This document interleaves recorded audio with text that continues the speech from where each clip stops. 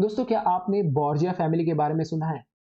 बोर्जिया family 15th और 16th century की Italy की सबसे फेमस फैमिली थी। बहुत प्रोमिनेंट, बहुत powerful, eight the same time बहुत नोटोरियस। इस फैमिली के दो लोग बहुत इंपॉर्टेंट हैं या रैदर इनफेमस हैं। एक का नाम है रॉड्रिगो बोर्जिया और दूसरे का नाम है सेजारी बोर्जिया। रॉड्रिगो बोर्जिया एक कार्डिनल प्रीस्ट थे, फिर बाद में पोप बने। ये कहा जाता है कि पूरे चर्च के हिस्ट्री में, कैथोलिक चर्च के हिस्ट्री में सबसे इविल कोई पोप हो सकता है तो वो ये व्यक्ति था। ऐसा क्यों कहा जाता था? Because he use to use lot of deceptive techniques against his enemy and he had flaws in his character. इनके कई सारे इलेजिटिमेट चिल्ड्रन थे और उसमें से एक उनका जो चाइल्ड था या इलेजिटिमेट बच्चा था, उसका नाम था सिजारी बोर्जिया। सिजारी बोर्जिया खुद, उनकी नेटोरिटी जो है बहुत ज़्यादा फेमस थी, या अदर हम कह सकते हैं he was very cruel as a ruler, right. अब ये सेंट्रल इटली में रूल करते थे और इनकी क्रूअल्टी के बारे में इवन निकोलो मैकियावेली, जिनको हम फादर ऑफ पॉलिटिकल एथिक्स कहते हैं, राइट, तो वो भी कहते हैं कि he had the right amount of cruelty. Right amount of cruelty यानी कहीं ना कहीं वो कह रहे हैं कि that cruelty was needed, right. अब ये क्यों कह रहे थे? तो जो सिजारी बोर्जिया है, इनके शासन में कई बार ऐसा होता था कि लॉलेसनेस बढ़ जाती थी। लॉलेसनेस बढ़ जाती थी तो उसको कंट्रोल में लाना एक रूलर की जिम्मेदारी है। तो वो कैसे करते थे? जो मीन्स वो अपनाते थे वो बहुत ज़्यादा क्रूएल थे। वो अपने एक ऑफिसर को कह देते थे, जैसे कि उन्होंने रेमिरो डी ऑर्को को कहा था कि आप जो है जाइए और इस लॉलेसनेस को कंट्रोल कीजिए, आपको जो करना है करिए, right. You unleash your what we can say cruelty on the people, but मुझे ये लॉ एंड ऑर्डर चाहिए। और वैसा ही उनके ऑफिसर्स करते थे। और जैसे ही लॉलेसनेस खत्म हो जाता था और लॉ एंड ऑर्डर स्थापित हो जाता था, तो सिजारी बोर्जा उस ऑफिसर को बीच चौराहे में, राइट, उसका सर कलम कर देते थे और कहते थे कि अब ऑर्डर और जस्टिस दोनों भी स्थापित हो गए। जस्टिस कैसे? कि जिसने बर्बरता की है उसको तो मैंने सजा दी, और ऑर्डर तो उसने ही इंश्योर करी थी, राइट। तो वो पॉपुलर जो ओपिनियन है वो उनकी तरफ आ जाता था, राइट। अब एक समय क्या हुआ कि आपको पता है निकोलो मैकियावेली, जो कि एक बहुत फेमस व्यक्ति है इटली से, जिनको फादर ऑफ पॉलिटिक्स भी कहा जाता है या फिर हम पॉलिटिकल एथिक्स कह सकते हैं। ही वेंट एंड विजिटेड सिजारी बोर्जिया, और ये जब इवेंट हुआ, जब उन्होंने अपने ऑफिसर को जो है सर कलम कर दिया, वो वहाँ पे प्रेजेंट थे, राइट। और उन्होंने इस चीज़ से काफ़ी सारी चीज़ें सीखी और वो अपनी किताब द प्रिंस में जाके लिखते हैं कि जो रूलर होता है, राइट, उसकी मोरालिटी और एक आम आदमी की मोरालिटी डिफरेंट होती है। वो इतने ज़्यादा प्रभावित हुए सिजारियो से कि वो उन्होंने ये डिस्टिंक्शन क्रिएट कर लिया कि जो रूलर है उसको कई बार डिसेप्टिव क्रूअल टेक्निक्स और मेथड्स का इस्तेमाल करना पड़ता है to maintain the sovereignty of its country, to maintain law and order, right. और हम इसको गलत नहीं कह सकते, राइट। सो बेसिकली उन्होंने डिस्टिंग्विश किया between morality of private person and morality of a political person, right. अब इसी को हम कहते हैं पॉलिटिकल एथिक्स। रादर ये पॉलिटिकल एथिक्स का एक छोटा हिस्सा है, राइट। पॉलिटिकल एथिक्स क्या है? बेसिकली वो स्टैंडर्ड्स है, वो नॉर्म्स है जो गवर्न करते हैं एक पॉलिटिशियन को या पॉलिटिकल एक्टर को, उसके कंडक्ट को गवर्न करते हैं, उसके पॉलिसीज को गवर्न करते हैं।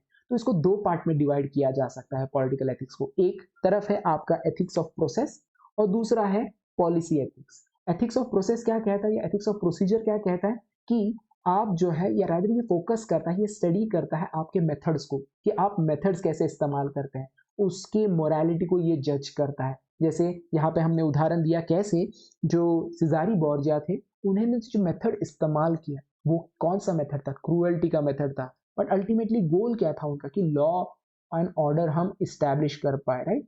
तो यहाँ पे जब हम एथिक्स ऑफ प्रोसीजर की बात करते हैं, हम इन्हीं मेथड्स को स्टडी करते हैं और समझने की कोशिश करते हैं कि कौन से मेथड जो है वो किस समय जरूरी है और किस समय वो जरूरी नहीं है, राइट। दूसरा होता है पॉलिसी एथिक्स। यहाँ पे हम जो है बेसिकली स्टडी करते हैं पॉलिसीज को, लॉज को, और उसकी मोरालिटी को समझने की कोशिश करते हैं, उसकी मोरालिटी को जज करने की कोशिश करते हैं। तो जब हम पॉलिटिकल एथिक्स में एथिक्स ऑफ प्रोसीजर की बात करते हैं, तो यहाँ पे सबसे एक इम्पॉर्टेंट नाम आता है माइकल वॉल्जर का।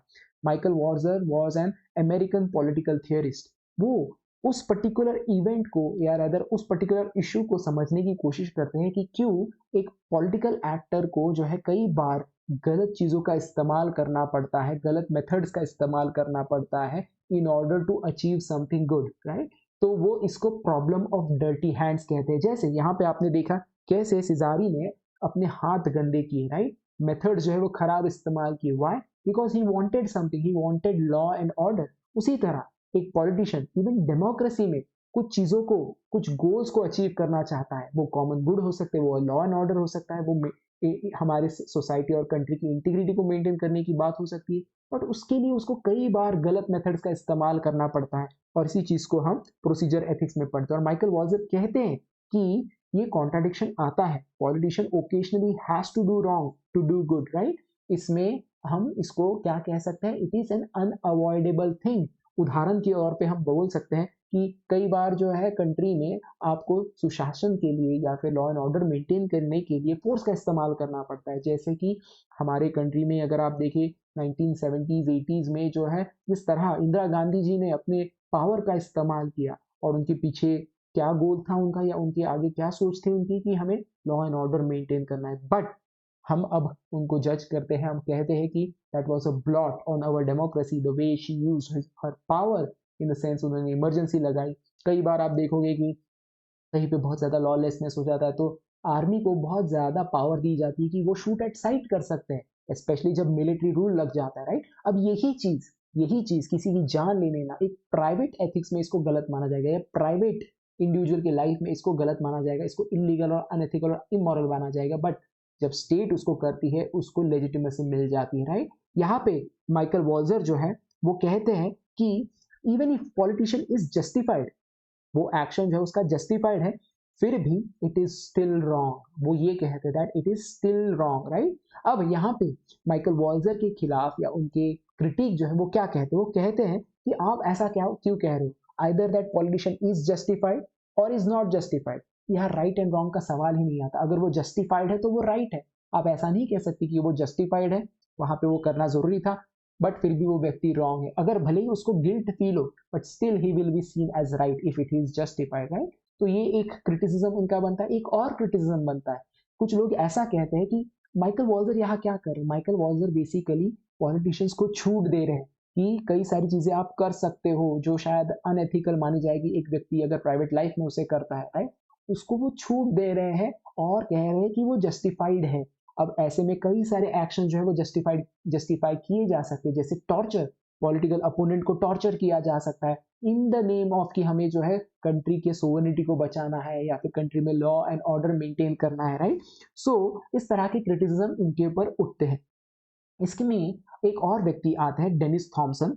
वो आर्ग्यू करते हैं कि जब हम डेमोक्रेसी की बात करते हैं, राइट, तो क्या कोई एक व्यक्ति अकाउंटेबल होता है, कि अगर कोई पॉलिटिशियन है, कोई आपका लीडर है, जैसे प्राइम मिनिस्टर है, वो कोई डिसीजन लेते हैं, अब उस डिसीजन के जो इम्पैक्ट्स हैं, राइट, वो शायद अच्छे हो सकते हैं, बट जो मीन्स इस्तेमाल किए अगर वो गलत है, जैसे कई लोग कहते हैं जो डीमोनेटाइजेशन किया प्राइम मिनिस्टर मोदी जी ने, राइट, वो जो मीन्स थे, राइट, एंड क्या था, करप्शन को खत्म करना, जो मीन्स थे जहां पे लोगों को फोर्स किया गया, right, to stand in queue और to give up all their money, and there were many companies that actually, जो स्मॉल स्केल इंडस्ट्रीज हैं, they actually went bankrupt because they used to work in cash and they did not had enough cash. तो जो means इस्तेमाल किए वो गलत है, ऐसे क्रिटिक्स कहते हैं, राइट। अब डेनिस थॉमसन कहते हैं कि जब कोई एक पॉलिटिकल लीडर जो रूलर है वो अगर कोई गलत काम करता है, राइट, अनएथिकल काम, यहाँ डीमोनेटाइजेशन को हम थोड़ा सा लीनियंटली अगर देख भी ले, राइट, बट इसकी बियॉन्ड भी जाके ऐसे कई सारे जो लोग हैं जो गलत काम करते हैं, जैसे डोनाल्ड ट्रंप का उदाहरण दिया जा सकता है। व्हाट ही इज डूइंग,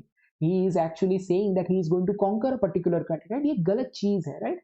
अगर उस व्यक्ति को हम गलत ठहरा रहे हैं तो जिन लोगों ने उसे चुना है या जो उसको सपोर्ट करते हैं, then their hands are also dirty. किसी एक व्यक्ति का हाथ खराब नहीं होता, कई लोगों का हाथ खराब हो सकता है। सो अकाउंटेबिलिटी इवन उन लोगों की बनती है जो उसको वोट करते, उसको समर्थन करते, राइट। सो एक पॉलिटिकल सेटअप में, एक पॉलिटिकल एडमिनिस्ट्रेटिव सेटअप में किसी एक व्यक्ति के ऊपर आप जो है उंगली नहीं रख सकते कि ये व्यक्ति जो है ये ही जिम्मेदार है उस पूरे इशू के लिए, राइट। जैसे उदाहरण के तौर पे हम दे सकते हैं, अगर कोई एक बहुत बड़ा कंस्ट्रक्शन इंफ्रास्ट्रक्चर कुछ बना रखा है हमने, जैसे कि कोई बहुत बड़ा पुल बनाया है या फिर ट्रेन, मेट्रो ट्रेन लगाई है, राइट, हाई स्पीड ट्रेन हम बिल्ड करें, कंस्ट्रक्ट करें, right, and then it fails, एकदम से all of a sudden it crashes, right, कुछ इश्यूज आ जाते हैं, राइट। तो अब यहाँ पे किसकी अगर जिम्मेदारी बनेगी, अकाउंटेबिलिटी बनेगी या रिस्पॉन्सिबिलिटी बनेगी, किसी एक व्यक्ति की नहीं बनेगी जो शायद उस ट्रेन के प्रोजेक्ट का जो है हम कह सकते हैं चीफ इंजीनियर, नहीं, सिर्फ उसकी नहीं बनेगी, कई सारे लोगों की जिम्मेदारी हो सकती है यहाँ पे, जैसे जो मिनिस्टर जिसने प्रोजेक्ट को अप्रूव किया, ब्यूरोक्रेट जिसने क्लियर किए फाइल्स, इंजीनियर जिसने सर्टिफाई किया सेफ्टी, कॉन्ट्रैक्टर जिसने कहीं ना कहीं कट कॉर्नर्स किए हैं, वहां घूस खाई है और गलत सलत मटेरियल का इस्तेमाल किया है, राइट। सो एक बड़े पॉलिटिकल एडमिनिस्ट्रेटिव सेटअप में किसी एक व्यक्ति के हाथ खराब नहीं होते, there are the problem is of many dirty hands, right. तो माइकल वॉल्जर कहते हैं problem of dirty hands, but Dennis Thomson कहते हैं problem of many hands, right. अब ये जो पॉलिटिकल एथिक्स है, राइट, जिसमें हम एथिक्स ऑफ प्रोसीजर की बात कर रहे हैं, तो यहाँ पे क्लियरली हमें देखने को मिलता है कि जो मीन्स है वो क्वेश्चनेबल होते हैं, राइट, मीन्स क्वेश्चनेबल होते हैं, और जो पॉलिटिशियंस है उसको काफी हद तक छूट होती है to do things that a common person may not be doing it in their private life. जैसे हम कह सकते हैं पैंडेमिक में सभी लोगों को आपने हमारे गवर्नमेंट ने एक तरीके से हाउस अरेस्ट ही कर लिया, राइट, कुछ हद तक, हम ये ज्यादा स्ट्रॉन्ग लैंग्वेज हो जाएगी, बट कुछ हद तक लोगों के मूवमेंट्स को रेस्ट्रिक्ट कर दिया। अगर आप ऐसा किसी व्यक्ति के मूवमेंट को रेस्ट्रिक्ट करते हैं, राइट, तो आपको सजा हो सकती है उस चीज के लिए, अदर सोसाइटी आपको खराब मानेगी, राइट। बट पॉलिटिशियन ये सारी चीज कर सकता है, वो फोर्स का इस्तेमाल कर सकता है, वो कई बार डिसेप्शन का इस्तेमाल कर सकता है, और उसको कई बार जस्टिफाई किया जाता है बिकॉज ऑफ द आउटकम और output that his means is leading to, right. But एक व्यक्ति को काफी ज्यादा रेस्ट्रिक्शन होते हैं, बट वही एक कॉन्ट्रडिक्शन हमें देखने को मिलता है कि एक आम आदमी कई सारी ऐसी चीजें कर सकता है जो एक पॉलिटिशियन नहीं कर सकता। फॉर एग्जाम्पल, अगर कोई पॉलिटिशियन उसका वो कभी व्यभिचार कर ले, राइट, या जैसे वो जो है उसकी कोई मिस्ट्रेस रख ले, राइट, या वो अडल्ट्री में इन्वॉल्व हो, तो सारे लोग उसको जो है कहीं ना कहीं अपना लीडर मानने से इनकार कर देते हैं, राइट। उसको जो है बहुत ज्यादा स्क्रूटिनाइज किया जाता है उसके छोटे छोटे एक्शन के लिए। जैसे अगर आप अपने पर्सनल लाइफ में अपने दोस्त की मदद कर दे to get a job, right, तो उसका इतना ज्यादा कुछ स्क्रूटिनी नहीं होगा। बट अगर कोई पॉलिटिशियन ऐसा करे तो उसके ऊपर नेपोटिज्म, उसके ऊपर करप्शन का इल्जाम लगेगा। तो मोटा मोटी हम कह रहे हैं कि जो स्टैंडर्ड्स होते हैं, राइट, सोसाइटी में पॉलिटिशियन के लिए पॉलिटिकल एस्पेक्ट में स्टैंडर्ड्स थोड़े कम होते हैं, बट उसके प्राइवेट लाइफ में स्टैंडर्ड ज्यादा होते हैं, डिसप्रोपोर्शनेटली ज्यादा होते हैं compare to a common man, right. So they have fewer privacy rights than ordinary citizen and no rights to benefit from their position. वो अपने पोजीशन का अपने स्पेसिफिकली खुद के लिए इस्तेमाल नहीं कर सकते, राइट। तो पॉलिटिकल एथिक्स में जो एथिक्स ऑफ प्रोसीजर है उसमें मेजरली आपको देखने को मिलेगा कि मीन्स पे क्वेश्चन होता है। बट जब हम एथिक्स ऑफ पॉलिसी की बात करते हैं, जो second category of political ethics होता है, उसमें हमें देखने को मिलता है कि यहाँ पे मीन्स पे क्वेश्चन नहीं होता, यहाँ पे एक्चुअली एंड पे क्वेश्चन होता है, या जो गोल है वो पॉइंट ऑफ कंसर्न होता है, right. So the main concern in this particular field of ethics of process is the conflict in end themselves। जो goals है आपके, जो policies है आपके, right, कई बार आपके जो policies है वो conflict कर सकते हैं। There could be alternative policies, right, that you have to strike a balance। For example, say international justice की perspective से देखिए, right, अभी at this point of time एक country को बहुत ज़्यादा focus करना पड़ता है अपने growth के ऊपर, but at the same time उसकी responsibility है towards the world, right। हम बहुत ज्यादा पोल्यूशन नहीं कर सकते, राइट, हम ज्यादा कार्बन एमिट नहीं कर सकते।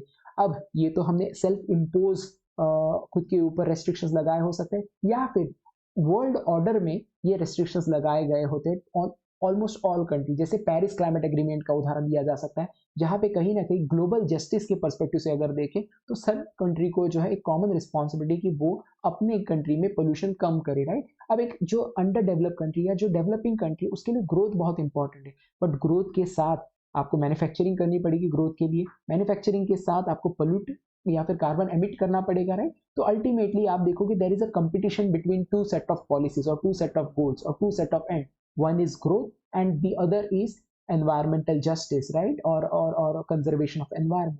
ऐसे आपको पॉलिसी कंफ्लिक्ट्स हर जगह देखने को मिलेंगे, जैसे law and order versus your individual right. जैसे आफ्सपा एक्ट की बात की जा सकती है, arm force special power act, जिसमें जो डिस्टर्ब्ड एरिया है वहां पे एक्सेसिव पावर दिया जाता है एनफोर्समेंट एजेंसीज को, राइट, और वो किसी भी घर में जो है सर्च कर सकते हैं विदाउट वारंट, या फिर अगर वो जो है संदिग्ध है, या फिर किसी व्यक्ति को जो है वो विदहोल्ड कर सकते हैं, राइट। बट ये चीज़ वो बाकी स्टेट्स में या बाकी जगह जहाँ पे डिस्टर्ब्ड एरिया डिक्लेयर नहीं किया वहाँ नहीं कर सकते, राइट। तो वहाँ पे अगर आप देखिए वहाँ के लोगों को ऐसा लग सकता है कि हमारे राइट्स जो है कहीं ना कहीं वो डाइल्यूट किए जा रहे हैं, राइट। तो ये जो पॉलिसी है, जो भी पॉलिसी होती है, they are exact actually they are basically competing, or there is a competition between two things, right? One is either law or the other is rights. या इसी तरह आप देखोगे there are goals that as a country we have to achieve, right? That it could be growth, it could be environmental justice, it could be social welfare,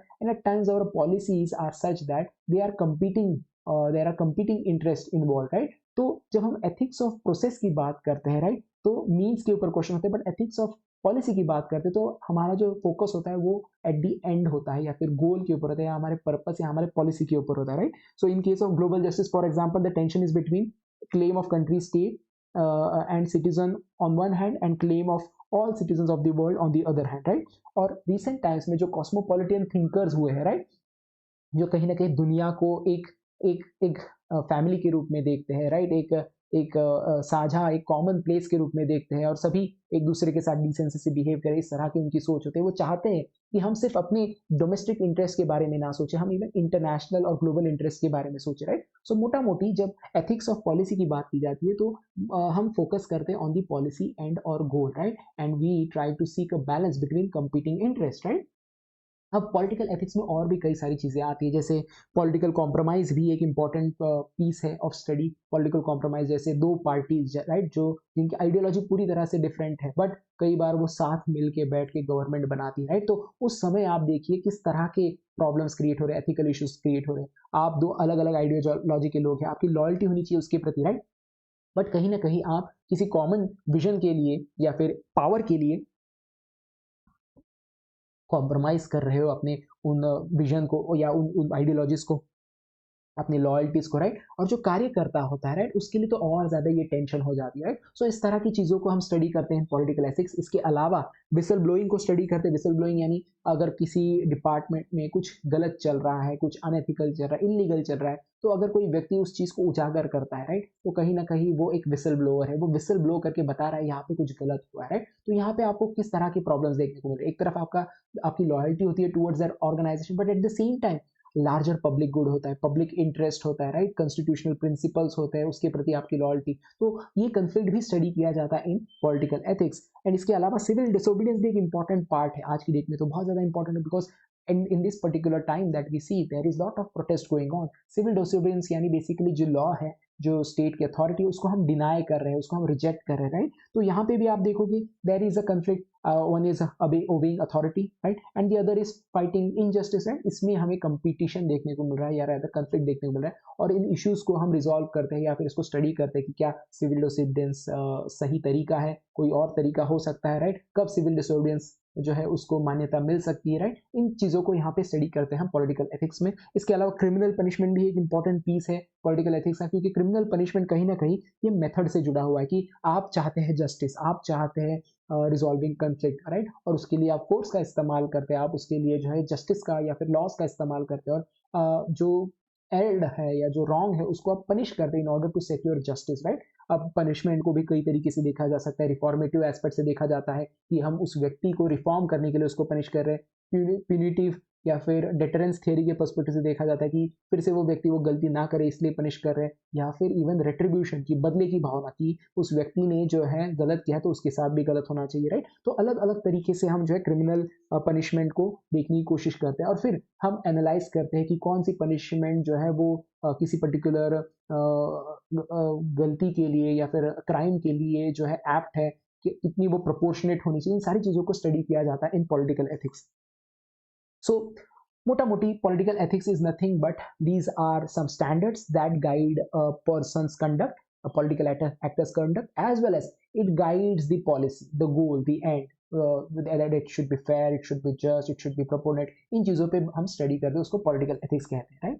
सो जाते जाते मैं आपको एक चीज़ बता देना चाहता हूँ कि at this point of time अगर आप सिविल सर्विस की तैयारी करना चाहते हो, भले ही स्टेट सर्विस हो या फिर हमारी जो यूपीएससी है उसकी स्टडी करना चाहते हो, right, at this point of time सबसे कॉस्ट इफेक्टिव और सबसे रिजल्ट ओरिएंटेड अगर कोई कोर्सेज प्रोवाइड कर रहा है वो at this point of time sleepy classes provide कर रहा है। आप अगर जनरल स्टडीज़ की प्रिपरेशन करना चाहते हो, राइट, ऑप्शनल जैसे सोशोलॉजी, पीएसआर या स्टेट सर्विसेज की प्रिपरेशन करना चाहते हो, we provide one of the most cost effective courses that you can avail. इसके अलावा अगर आप करंट अफेयर्स पे फोकस करना चाहते हो और आपका फोकस है 2026 का प्रीलिम, राइट, तो करंट अफेयर्स के लिए हमने एक कोर्स लाया है स्पेसिफिकली करंट अफेयर्स, जो कि आप अवेल कर सकते हो at a very meager cost. So that's it from today's session. Let's meet in the next session. Till then, thanks and bye.